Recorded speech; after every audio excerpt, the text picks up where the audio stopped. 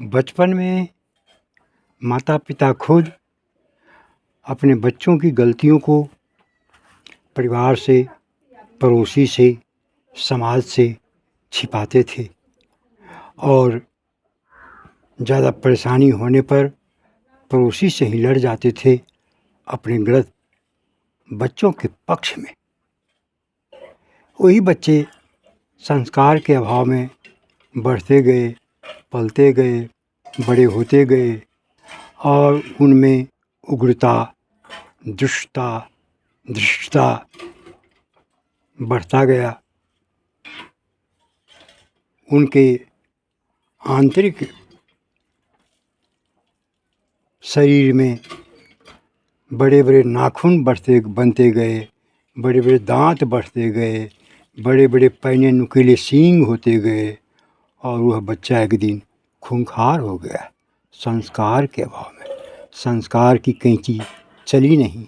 संस्कार का अस्तूरा चला नहीं, संस्कार का नहरनी चला नहीं कि नाखून काटा जा सके, सींग को छांटा जा सके,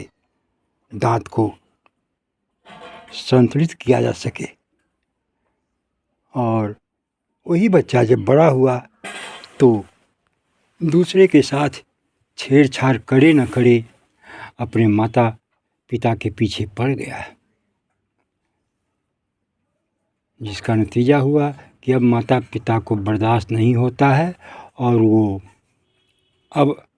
अपनी संतान के द्वारा दिए गए दुख को बर्दाश्त करने में सक्षम नहीं रह पाए तो समाज और पड़ोस में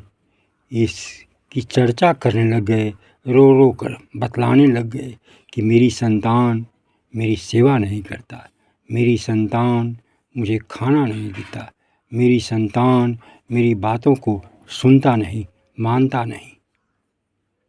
तो अब पछताए होत क्या चिड़िया चुग गई खेत, आपका जीवन भी अब किनारे में आ गया है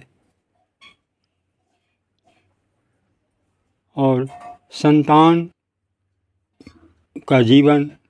मझधार में है। अब वह आपको भी लेकर डूबेगा ही, क्योंकि उसे मानव जीवन में तैरना नहीं सिखलाया, उसे सफल ढंग से तैराकी नहीं का ज्ञान नहीं दिया, तैराकी की शिक्षा और दीक्षा नहीं दी, जिसका नतीजा है कि वह आपको भी लेकर ही डूबेगा। अतः हे भविष्य में माता पिता बनने वाले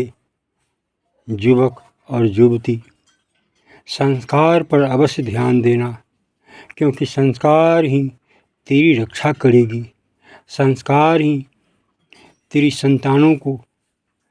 आज्ञाकारी बनाएगी, संस्कार ही